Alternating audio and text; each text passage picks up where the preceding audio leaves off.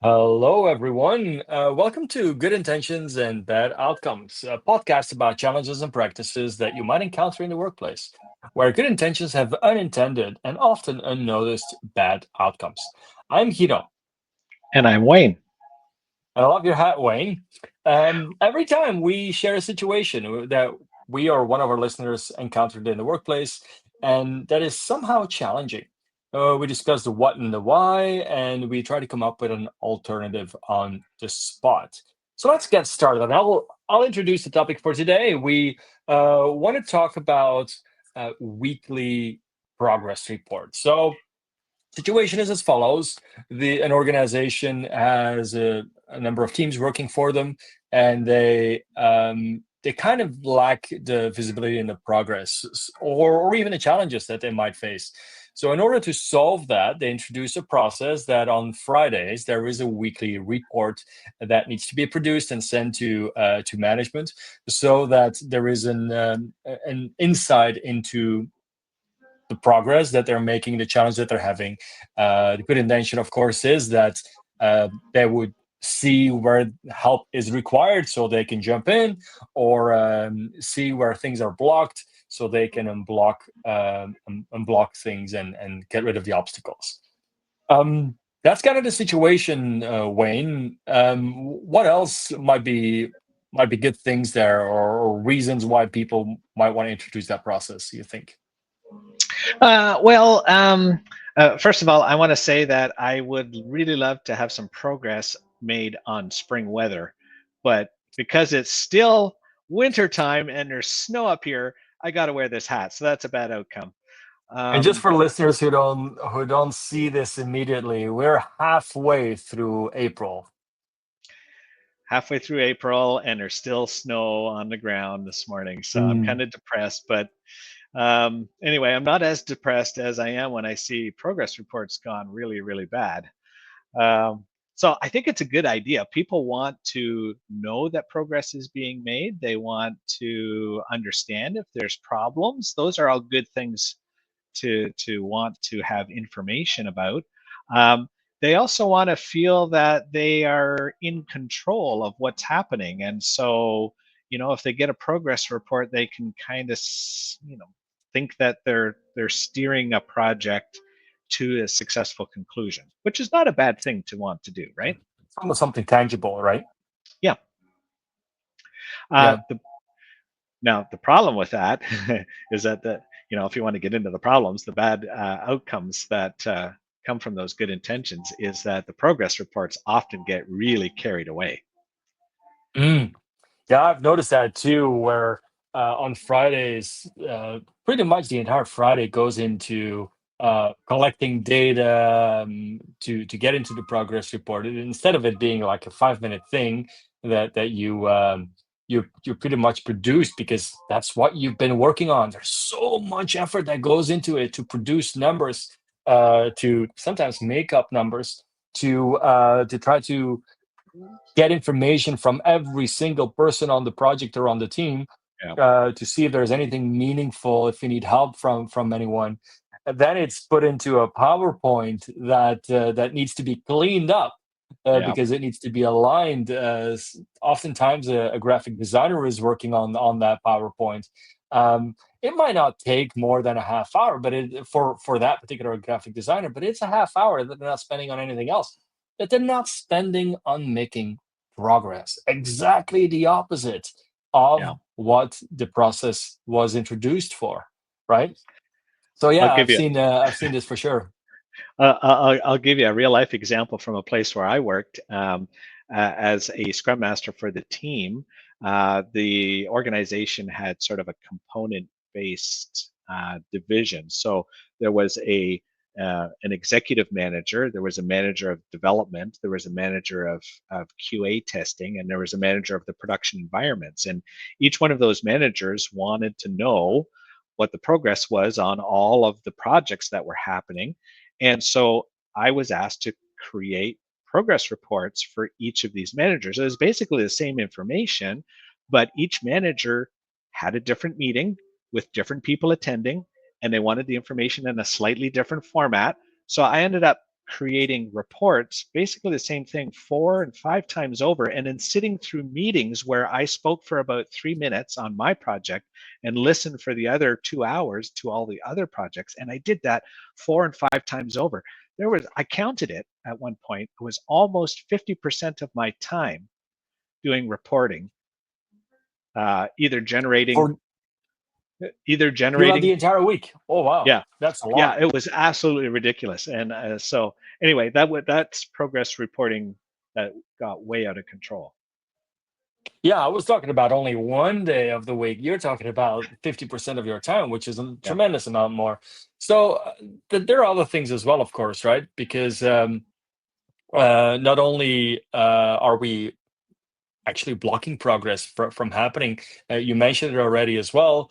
Oftentimes, because of the data that goes in there, there is a sense of control that might not be there. Like, oh, things are going well. Oh, if I see a green or yellow, yellow is kind of normal. Well, but let's not pay too much attention to it. It's definitely not if it happens the first time. yeah, Green, okay, we don't need to worry about anything. Red, oh, hang on, we'll make sure there's a big crisis and everyone yeah. needs to needs to be called into a meeting and suddenly we're going to discuss it.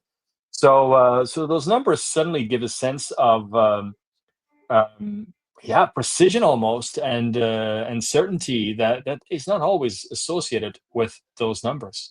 That's definitely a problem that I see as well, the overreaction or lack of thereof, um, based on the information that is presented. Yeah, you bring up what calls to mind my mind a memory of the what's called the illusion of control, where we have a tendency to think we have control over more random events. And even if a project has been going well and we've got positive progress reports all the way along, we think everything is on track. That doesn't mean that tomorrow is going to be the same thing that has happened so far. So these progress reports, even if they are good, can sometimes give us a false impression of what's going on, and we could be ill prepared for some kind of problem that might be just lurking around the corner. So we got to be careful with how we're if we're patting ourselves on the back too much when we make these progress reports, because it can give us a sense that everything's fine when it might not be. Yeah, I've pretty recently I've been working for a client as well, where I was supposed to provide progress reports, and I absolutely hated it. And but I did bring it down to maximum 10 minutes at the end of the week Right. to work on it because it had to. It was just something that we kept up to date, and it was something that we did, and as a result, it didn't take a tremendous amount of time. Um, but it was a shift um, in the behavior of the people actually consuming those progress reports, um, and that is to say that in the first place, when we first introduced those changes, nobody mentioned anything. Also because I don't think that those progress reports were read at all, right? So, Mm, and I would wonder if the majority of those reports that are generated that take time to generate, that people yeah. actually put effort in, are actually used and consumed and guiding decisions. I'm not sure if they are. So, anyways, let's try to overcome this. And Mm, anyone who needs to make progress reports, let's try to figure out what kind of advice we could give them to make this better and ensure that the intent of this request is satisfied, while the bad outcomes are eliminated or at least mitigated. What would you suggest? What would you start with, Wayne? Well, let me be clear that I'm not suggesting that progress is bad. We want to Hmm. make sure that we are making progress. So having some kind of a report, having some kind of a feedback loop, is a good thing. So and it just needs to be set up right. It shouldn't be detracting from our process. It should add to it, right?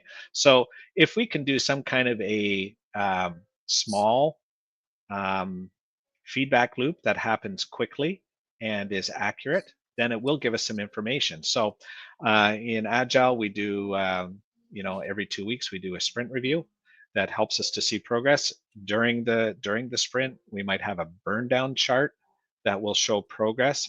Now, again, you got to be careful about how you do your burn downs. What is it you're measuring? And because it can lead to all the same types of problems that we see in a progress report.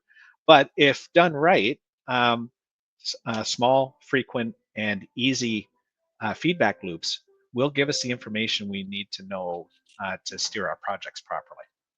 Yeah, and I think you mentioned something really, really important. That's the feedback loop mechanism, right? It Mhm. doesn't really matter how you do it as long as that feedback loop is there. The request for seeing progress, for transparency in progress, is valid, right? Yeah, And we encourage everyone to make progress as visible as possible, because chances are, if you can't demonstrate progress, you don't know it yourself either, right? And that is a challenge too. yeah, So. The advice that I would give, and you're right, and we can talk about demos another time, maybe yeah, soon, because there are some challenges there as well. Even though it's good intentions, they can lead to its own challenging outcomes. The one of the things that I would suggest is to um, give yourself a limit as to the time that you are spending on producing progress reports. That's for mhm, sure. yeah, Do not go overboard. Do not don't even wait until the end either. I would almost say, and I've done this once where we actually wrote a progress report in the beginning and said, like, these are the things that we plan on doing this week. And then by the end, we just said, okay, we done this. Oh, we didn't do this. And this came up. yeah, And that was actually, it served both as our plan and as kind of a check code whether or not we did what we said we would do. Makes it an awful lot simpler, an awful lot easier. And quite frankly, anyone can do it in 5 minutes, right? yeah, yeah. Should be quick and easy and painless, and provide useful information in your feedback. Hmm. There's one other thing I might suggest that I like to borrow from programming days, the programming structure of pub sub, where you publish information and then subscribe to it. So in a program, you publish an event that happens, and anybody who's interested in that event can subscribe to it and get notifications about it. We can do the same thing for teams. Teams that are making progress should publish their progress somehow. Maybe it's a sprint review or a burn down chart, but anybody who's interested in that should be able to subscribe to it. So Yeah. in my case, where there was 4 or 5 managers that each wanted their progress reports, it would have been far more efficient for the team to publish one report and then have all 5 managers subscribe to it. And Right. if you're interested in it, come and see what's happening. We'll show you, no problem. Right. And if your team is using things like a Jira or anything else, I mean, this is the most common one, and you set this up well, and you have features or epics or anything that is reflecting real value for your end user, that actually demonstrates real progress towards your outcome, um, then you can draw a report, or even have a dashboard that shows that progress in real time. And the only thing that you need to do is keep on using the tools in the way that they were intended, or in the way that work for your team, in the ways that work for your team, so that you have visibility in the progress that you're making, but other people are welcome to see it as well. You can even set it up in a way that external folks only see those reports and don't necessarily have the rights to do something different with your data, if you're concerned about that. Mhm. So that's possible as well. It all boils down for me really to reduce the time that you're spending on those reports, so that you have time back to make some real progress. That's the first thing. And the second thing is that you're communicating what is really intended to be communicated. It's not for you to justify the time that you've worked. It's for you to try to figure out, okay, hang on, where do I need help? Where are the things go wrong? And if you are just going to say, I've done this, I've done this, I've done this, I, I challenge what the value is in this. Yeah, But where you could say, like, we are intending on going working on this piece, and we're blocked there, or we need help there. that is a whole different story. Or we changed our objective or our focus into something else because we learned something along the way. All of those things are quite valuable. And that's the short feedback loop that you kind of want to create and the information that you want to share using that feedback loop. Right. So Anything else to add, Wayne? uh, it should be short, should be fast, should be easy, should be useful. Good progress report. Yeah. I'm glad you're Okay. making Well, progress. that Now, If fantastic. Thanks. Spring could just make progress, then I'd be happy. Well, maybe as soon as we publish it, spring will catch on. So that's good. So that's Mhm. it for today. I hope you enjoyed the conversation. If you have a situation at work, whether right now or in the past, that you feel has unintended bad outcomes, please let us know, and we might talk about it in one of our next sessions. Thanks again, Wayne, for your presence and wonderful advice. And I'll see you all soon. Thanks, Eno. Goodbye. Bye bye.